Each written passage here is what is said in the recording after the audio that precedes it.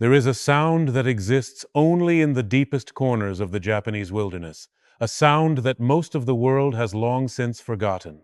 It is not the sound of wind or the rustling of pine needles, but the heavy, suffocating weight of silence. Here, in the northern reaches of the country, where the mountains rise like jagged teeth against a bruised sky, the snow does more than just fall. It consumes. It drifts over the rooftops of houses where no one lives. It piles against doors that haven't been opened in decades. And it slowly, methodically, erases the memory of a place that was once the beating heart of a mountain empire. This is a town being buried alive, not by a sudden catastrophe, but by the slow, relentless passage of time. And the most terrifying part isn't that the town is dying, it's that the world has already moved on without it.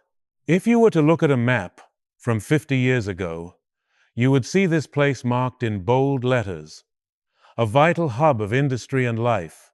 But today, the roads leading here are often swallowed by the landscape, reclaimed by the cedar forests and the landslides that no one bothers to clear anymore. To find this place, you must travel past the neon glow of the coastal cities, past the high-speed rail lines, and deep into the Yukiguni, the snow country. It is a realm where winter lasts for half the year, and where the history of modern Japan is written in rust and rotting wood. This town didn't fall because of a war or a natural disaster. It fell because it simply stopped being necessary. It is a ghost in the machine of progress, a casualty of a future it was never invited to join. Imagine, for a moment, the year 1962.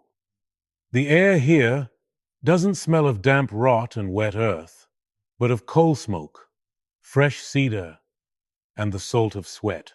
The streets are narrow, but they are teeming. This was the era of the economic miracle, a time when Japan was rebuilding itself from the ashes of the Great War, and the resources hidden in these mountains were the fuel for that fire. The town was a cacophony of progress. You would hear the rhythmic clatter of ghetto wooden sandals on the pavement, the shouting of vendors at the morning market selling mountain vegetables and fresh fish brought up from the coast, and the distant, constant hum of the timber mill. In those days, the town was home to nearly 5,000 people. It had 3 elementary schools, a bustling central district, and a cinema that showed the latest features from Tokyo. People didn't just live here, they thrived here. On summer nights, the scent of charcoal-grilled yakitori would waft through the alleys, and the sound of laughter would spill out from the izakayas, where laborers gathered to wash away the dust of the day. The town was a fortress of community, held together by the shared struggle against the harsh winters and the shared pride in their work. There was a sense of permanence here, a belief that as long as the mountains stood, the town would remain. But prosperity is a fragile thing, often built on foundations that we assume are solid until they begin to crumble beneath our feet. The first signs of the end didn't come with a bang, but with a quiet shift in the global market. In the late 1970s, the demand for local timber began to dry up as cheaper imports flooded in from overseas. The great mill, which had provided the livelihood for nearly half the town's families, began to slow its blades. At first, people told themselves it was just a temporary downturn, a lull in the cycle. They tightened their belts and waited for the good times to return. But the world was changing in ways the mountain folk couldn't see. Japan was moving toward high-tech manufacturing and urban services, leaving the primary industries of the countryside behind. By 1984, the mill fell silent for the last time. The day the gates were locked, a shroud of uncertainty fell over the valley. It was the first domino to fall. Without the mill, the shops began to struggle. The young men, seeing no future in the shadows of the mountains, began to look toward the glittering lights of Sendai and Tokyo. They promised to send money home, and many did, but they rarely came back. The town's demographic shifted almost overnight. The laughter of children in the streets became less frequent. replaced by the slow, measured footsteps of the elderly. The decline wasn't a cliff, it was a long, sloping descent. In 1991, as the rest of Japan was reeling from the burst of the economic bubble, this town suffered a more intimate tragedy. The largest of the three elementary schools, a grand wooden structure that had seen generations of students pass through its halls, announced it would be closing its doors. There were only 5 students left in the graduating class. On the final day, the teachers and the few remaining townspeople gathered in the gymnasium to sing the school song one last time. When the music stopped, the silence that followed was heavier than any snowstorm. The building wasn't demolished. It was simply left there, a hollow shell filled with desks, textbooks, and the ghosts of childhood. As the 1990s bled into the early 2000s, the town began to literally shrink. The local grocery store, which had served the community for 40 years, shut down in 1996 because the owner was too old to continue, and there was no one to take his place. To buy bread or milk, the remaining residents now had to wait for a mobile clinic and supply van that visited once a week, or undertake a grueling hour-long bus ride down the mountain. A bus route that itself was reduced to a single trip per day in 2002. But what makes this place truly eerie is the way it has been preserved. In the West, abandoned towns are often looted or vandalized, stripped of their identity by those passing through. But here, in the heart of Japan, there is a profound respect for what was. Walk into one of the abandoned homes today, and you will find a life frozen in mid-motion. There are calendars on the walls still turned to October 2005. There are tea sets sitting on low tables, waiting for guests who will never arrive. There are family photos, their colors faded by the sun, showing smiling faces at festivals that are no longer held. It feels less like a ruin and more like a tomb, a place where the residents didn't just leave, but were somehow spirited away, leaving their belongings behind as a testament to their existence. The snow is the only thing that changes now. Every winter, it arrives with a vengeance, burying the town under meters of white powder. For the few dozen residents who remain, most of them in their 80s or 90s, the winter is a battle for survival. They spend their days shoveling their walkways just to keep a path to the outside world, their backs bent by the weight of both the snow and the years. They are the last sentinels, the final witnesses to a story that is reaching its final chapter. They stay because this is the only home they have ever known, and because they feel a duty to the ancestors buried in the cemetery on the hillside, a cemetery that is also slowly being claimed by the forest. But as the years pass, even their strength is failing. In 2012, the town's only doctor passed away, and the small clinic was boarded up. In 2015, the post office, the last remaining link to the national infrastructure, was decommissioned. The town was no longer a functioning part of society.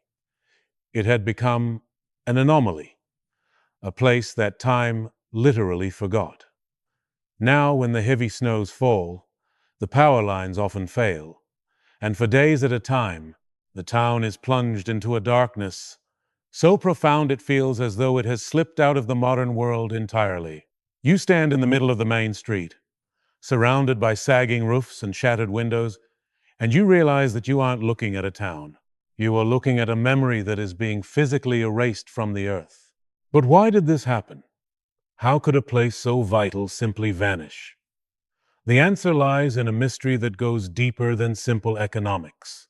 It lies in the very soul of a changing nation, and the secrets that the snow is trying to hide. As we move further into the heart of this dying town, we begin to find clues, strange remnants of a life that shouldn't have been left behind, and stories of those who refused to go, even when the world told them they no longer existed. What happened in those final years, before the silence took over, and what is waiting for us in the houses that the snow hasn't yet managed to crush? To walk through this town in the height of winter is to walk through a cathedral of ice and rot. The snow here is not the soft, decorative dusting seen in postcards of Kyoto. It is a heavy, wet shroud that settles with a physical force, capable of snapping the spine of a building as if it were made of matchsticks. This is the weight of Yukiguni, and it is the primary reason why the footprints of humanity are being so rapidly erased. In many of these homes, the second-floor windows are now the only means of entry, as the drifts pile high enough to swallow the ground floor entirely. It is a landscape of white on white, where the only color comes from the rusted, corrugated metal of a collapsing roof or the dull, weathered gray of cedar planks. But the physical decay is only part of the story. The true tragedy of this place lies in the silence of its interiors. When you step inside a home that has been abandoned for a decade, the air is freezing, tasting of dust and dampness, yet the sense of presence is overwhelming. It is as if the residents simply stepped out for a moment and were prevented from returning by some unseen force. In a house near the edge of the old merchant district, a television set from the late 1990s sits in the corner, its glass screen reflecting the gray light from outside like a blind eye. Next to it, a stack of newspapers from March 2011, the month of the Great East Japan earthquake, remains tied with twine, never to be recycled. This was the period when the final, fragile threads of the community truly began to snap. While the town had been declining for years, the 2011 disaster acted as a psychological breaking point for many of the remaining families. Even though the town was far enough inland to escape the tsunami, the subsequent nuclear crisis and the national sense of mourning accelerated the exodus. In 2012, the town's last remaining petrol station stopped receiving deliveries.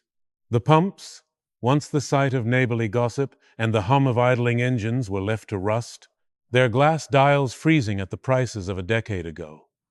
If you run out of fuel here now, there is no rescue. You are at the mercy of the mountain. By 2014, a new and unsettling phenomenon began to take hold. The akiya, or ghost houses, were no longer just individual buildings, but entire blocks. It was during this year that the local government officially reclassified the area as a Genkai Shuraku, a marginal village. This is a term used in Japan to describe a community that has become so elderly and so sparsely populated that it is no longer capable of maintaining its own social functions. It is a death sentence for a town. It means the roads will no longer be prioritized for snow clearing. It means the water pipes, when they burst in the deep freeze, may never be repaired. It is the moment a town is officially told it is already dead, even if hearts are still beating inside its walls. The reasons for this collapse are woven into the very fabric of modern Japan. It is a story of a nation that grew too fast and is now shrinking with terrifying speed. As the country's birth rate plummeted and the youth flocked to the megacities for the promise of a digital future, the rural heartland was left to wither. But here, in this specific valley, the decline felt personal. It felt like a betrayal. The elders who stayed behind remember when their labor built the skyscrapers of Shinjuku. They remember when the cedar from these slopes was the most sought-after building material in the country. Now, they are the left-behinds, the ghosts who haven't yet had the decency to vanish. One of the most haunting sights in the town is the community center.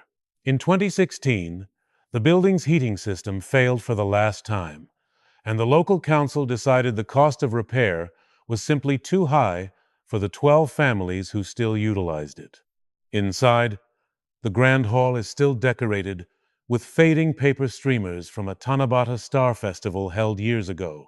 A piano sits on the stage, its keys swollen and stuck from the humidity of countless summers and the bone-deep chill of winters. If you press a key, it doesn't ring. It thuds, a dull, dead sound that echoes through the empty room. This was the place where weddings were celebrated, where the town's history was debated, and where the collective identity of the community was forged. Now, it is a tomb for a culture that no longer has anyone to practice it. But why do they stay? Why does anyone remain in a place where the simple act of getting a loaf of bread is a logistical nightmare? To understand that, you have to look at the Japanese concept of furusato, the ancestral home. To these residents, the town is not just a collection of buildings, it is a sacred connection to their lineage. To leave would be to abandon the spirits of their parents and grandparents, who are interred in the hillside cemetery. But even that connection is being severed. In 2019, the path to the cemetery became impassable due to a massive landslide that the town no longer had the funds or the equipment to clear. For the elderly residents, this was perhaps the greatest blow of all. They can no longer visit the graves of their loved ones. They can no longer perform the rites that ensure their ancestors find peace. The forest is literally swallowing their history, wrapping its roots around the headstones and toppling them into the earth. It is a slow-motion erasure of an entire lineage. As the population dwindles, the nature of the town changes. It becomes more wild, more unpredictable. Bear sightings, once a rare and frightening event, have become commonplace. With no people to make noise and no lights to ward them off, the animals are reclaiming the streets. They wander through the abandoned gardens, scavenging through the remnants of orchards that no one harvests anymore. There is a strange, post-apocalyptic beauty to it. The way the vines of wisteria are slowly strangling the telephone poles, and the way the moss is carpeting the asphalt. It is a glimpse into a world without us, a world where the earth is patiently waiting for the last human footstep to fade. Yet, there are still small flickers of defiance. In one of the few houses that still shows a light in the window at night lives an 88-year-old woman named Hana. She is one of the last residents of what was once the most vibrant street in town. Every morning, she steps outside with a small shovel, clearing a few inches of snow from her doorstep. It is a futile task. The sky will dump another foot of powder by noon, but she does it anyway. She does it because it is a ritual of existence. She says that as long as she clears the snow, the town is still alive. But her eyes tell a different story.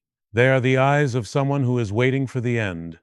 Someone who knows that when she finally puts down that shovel, the snow will not wait. It will move in, silent and cold, and the last light in the valley will go out forever.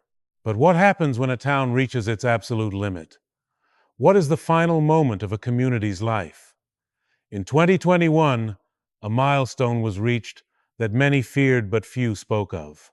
The town's last remaining shop, a tiny convenience store that sold little more than canned goods and batteries, closed its doors. The owner, a man who had seen the town's rise and fall over 7 decades, simply couldn't afford the insurance anymore. With its closure, the town's last social hub vanished. There was no longer a place to see a neighbor's face or hear a human voice. The residents retreated further into their homes, becoming islands in a sea of white.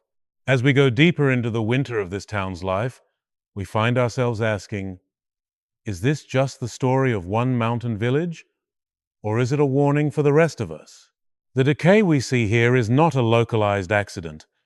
It is the logical conclusion of a world that prioritizes the new over the enduring, the urban over the rural, and the future over the past. But there is a secret hidden in the deepest drifts of this town, something that only becomes visible when the sun hits the snow at just the right angle. It is a mystery involving the people who aren't supposed to be here, the strangers who have begun to appear in the dead of night, and the strange artifacts they are searching for in the ruins of a lifetime literally forgot. The strangers who arrive in the dead of night do not come with shovels or supplies. They come with cameras, tripods, and high-powered flashlights. They are the Haikyo hunters, urban explorers, drawn to the aesthetics of collapse. To them, this town is not a tragedy. It is a playground of decay, a scenic backdrop for the documentation of a dying civilization. They pick their way through the shattered remains of the cinema, their beams of light dancing over the velvet seats that are now thick with mold.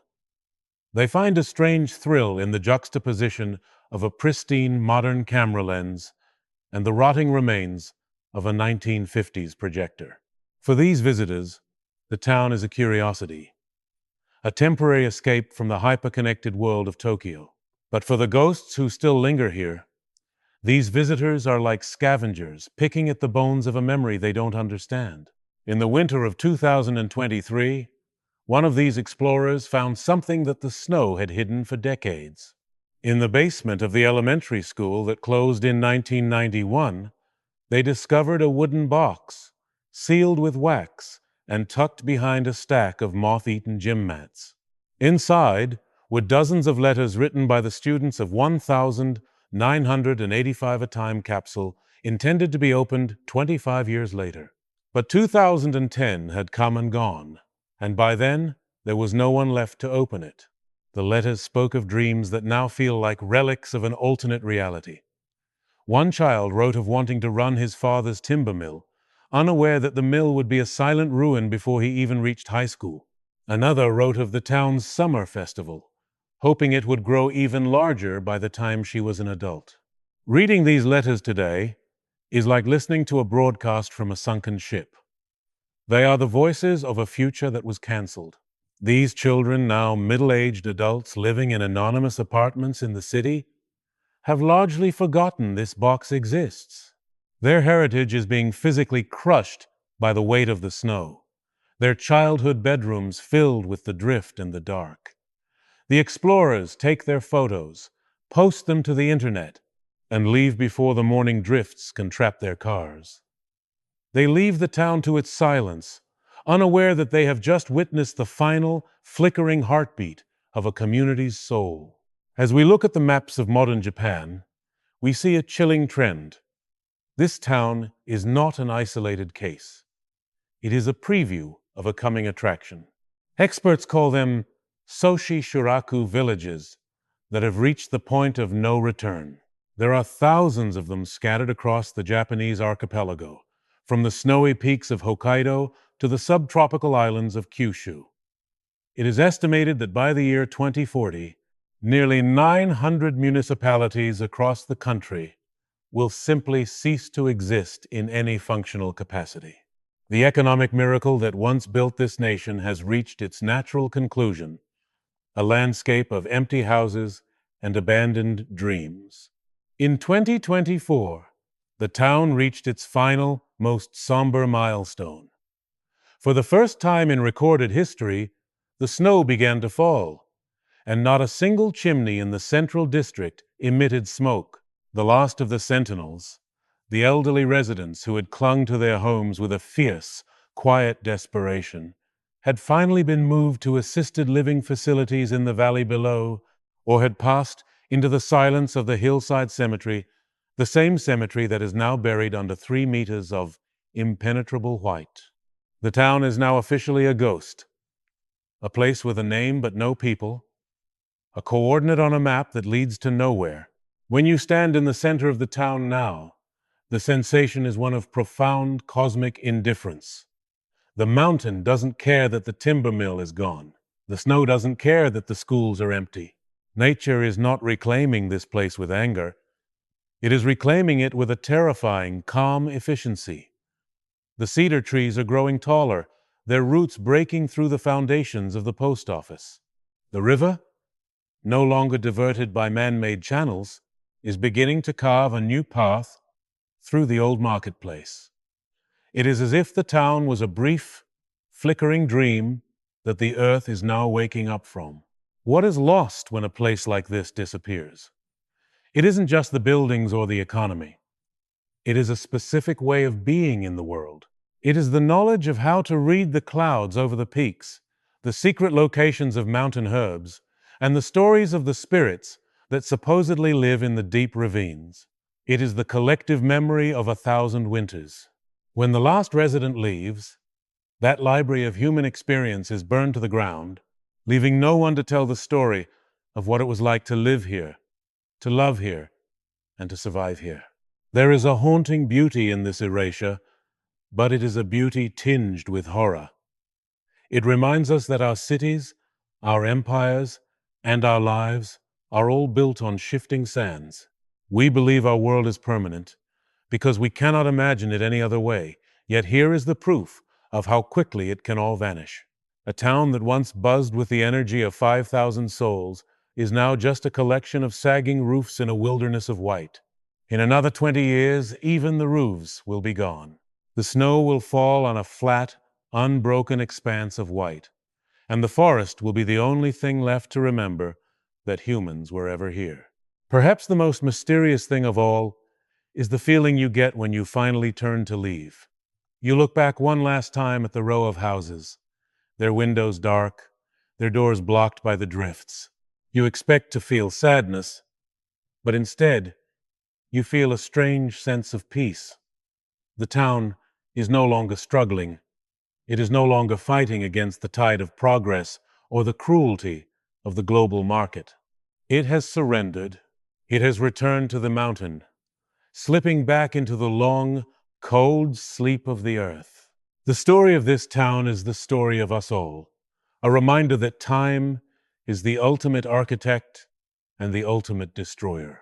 As the sun sets behind the jagged peaks, casting long blue shadows over the buried streets, the first flakes of the night's storm begin to fall. They land on the rusted signs of the grocery store, the cracked windows of the school, and the frozen keys of the community center piano. They fall silently, methodically, erasing the last of the footprints we left behind. The town is gone. The memory is fading, and the snow, as it always has, continues to fall.